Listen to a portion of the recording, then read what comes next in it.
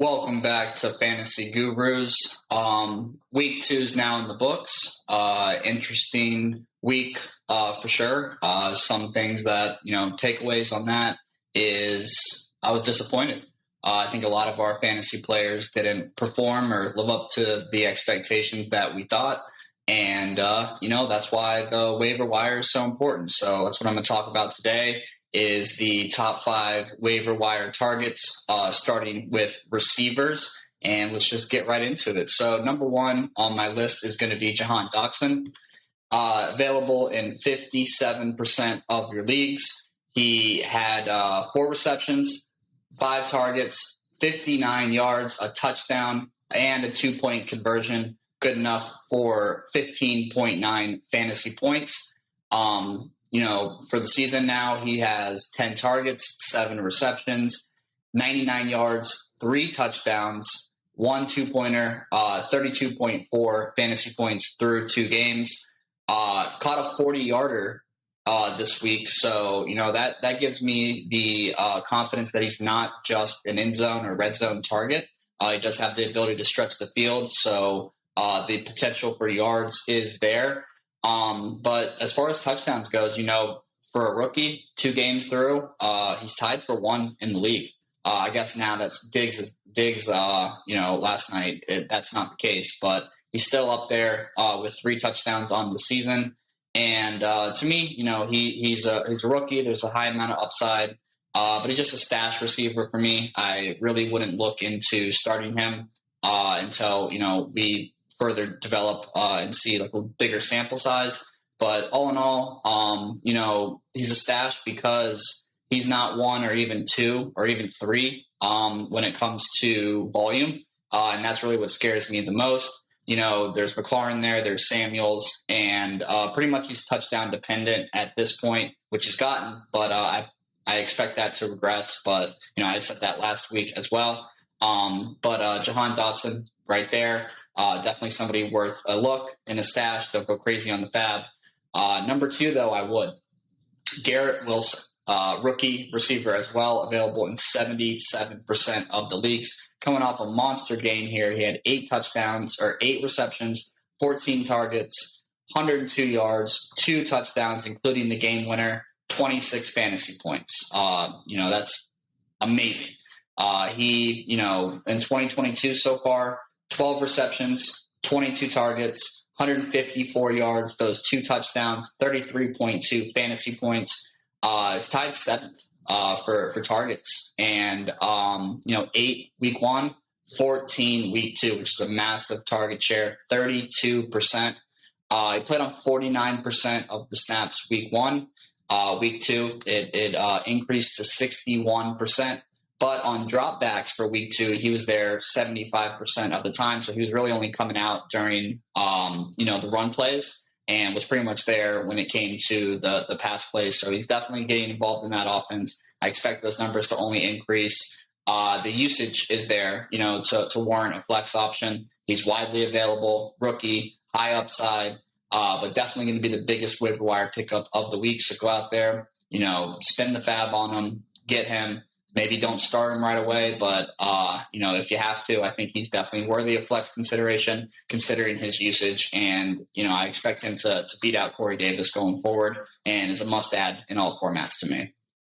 Next is Jacoby Myers. I feel like his name is always mentioned here. 65% available, coming off of a pretty good performance, 9 receptions on 13 targets, 95 yards, 14 fantasy points. For 2022, he has total of 13 receptions, 19 targets, 150 yards, and 22.2 fantasy points. The volume is definitely there. The usage is there. But, he could warrant a flex spot in PPR formats only, but his issue is he doesn't catch touchdowns. Only 2 touchdowns in the past 3 years, and I don't expect that to change. So he's somebody worth stashing. Maybe somehow we'll start getting more red zone looks, but at the end of the day, we've seen 3 years of this, and the usage is there, the yards are there. So I'd look to potentially, start him or worthy of adding him more so in PPR formats, but definitely somebody that's worth a stash, based on who else is out there. Number 4 is Garrett Wilson's teammate, Corey Davis. available in 86% of the leagues, coming off of 2 receptions, 4 targets, 83 yards, a touchdown, 15.3 fantasy points.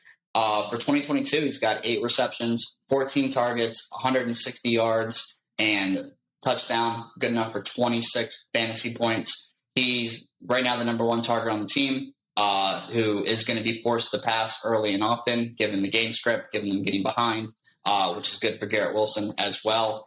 But the volume has been pretty inconsistent, but has posted back-to-back double-digit fantasy points. So at this point, I'm definitely considering adding him in all formats, not starting him, but, worth a stash, see what happens.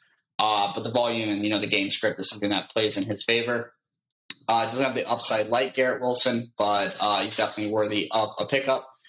The last one on the list here is going to be Noah Brown. You probably don't even know who that is. He's available in 98% of the leagues, coming off of 5 receptions, 5 targets, 91 yards, a touchdown, good enough for 17.6 fantasy points.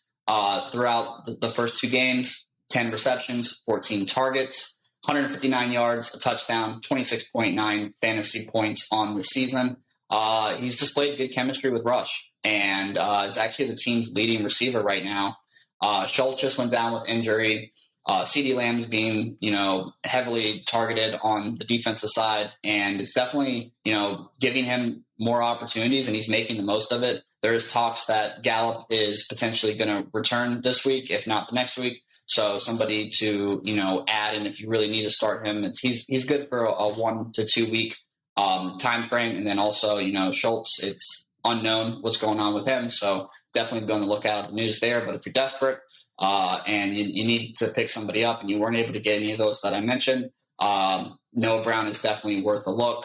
And, he's relevant because the next man up mentality, the targets are going to be there if, he's slotting in there and Gallup isn't going, Schultz is hurt, there's no Dak. He did display the good chemistry with Rush, but he's earned that role. He had 100%, target to reception rate this game. And when the opportunities have come his way, he has lived up to that expectation. So definitely earned that right. And, we'll see what happens injury wise going forward. And, just somebody that is worthy of a spot, and, you could potentially even start next week given the injuries. But there you have it. That's the top 5 receivers on the waiver wire for this week that I'm targeting. And please, if you guys have any questions, comments, with your fantasy team, potential trade options, I'm going to be going through that. But leave a comment and I'll get back to you on it. Also, if you found this useful, please go ahead and hit that like and subscribe button and stay tuned to my next video.